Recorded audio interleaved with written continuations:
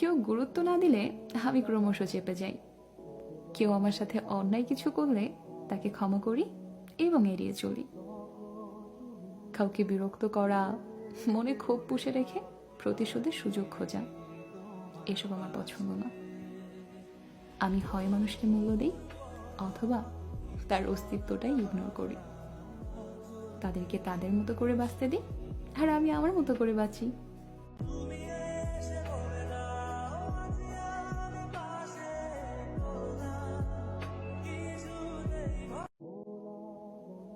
কেউ গুরুত্ব না দিলে আমি ক্রমশ চেপে যাই। কেউ আমার সাথে অন্যায় কিছু করলে তাকে ক্ষমা করি এবং এড়িয়ে চলি।